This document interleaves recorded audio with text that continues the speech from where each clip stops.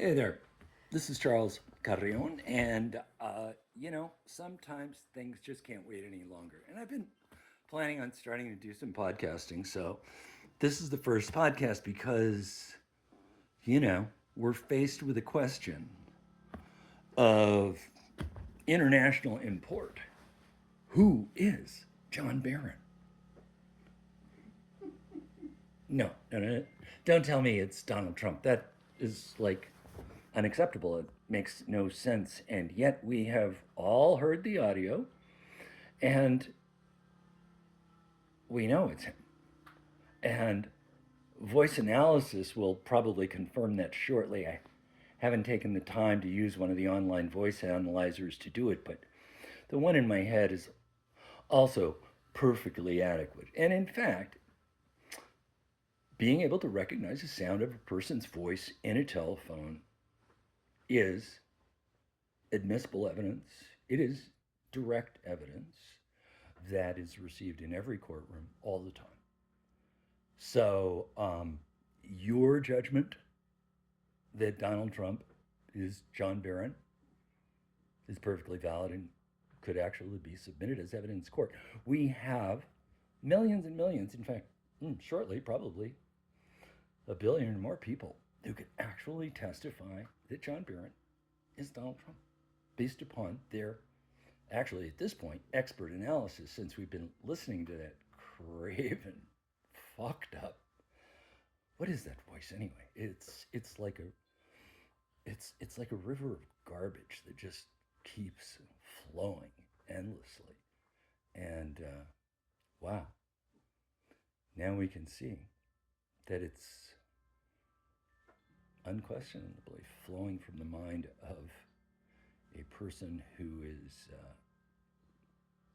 so unaware of what they are doing that they're just playing scripts that are laying around in their brain. And I remember when my dad suffered dementia, and it took him years to lose his facility with words and his ability to run clever scripts before everyone was able to see that he had dementia. I could see it right away though, because I couldn't pick a fight with him. I couldn't get him to argue with me. He just kind of couldn't do it. And he would just revert to perseverating and going into some kind of handy theme that I'd heard before. So it kind of made me sad. But it sure worked with other people. He was totally capable of carrying on what appeared to be very lucid conversations, but generally speaking, he was dominating them, and he was basically using his skills as a speaker, his eloquence, which was burned into his brain, to control the interaction. So people couldn't really, you're not going to cross-examine an old man who's talking about his memories and stuff like that. So it worked great for him for, I think it was at least 10 years. So I think Trump is deep into that phase. If, you know, that he's got a dementia that we can't see because he has so many scripts that he runs, and they're just powered by anger.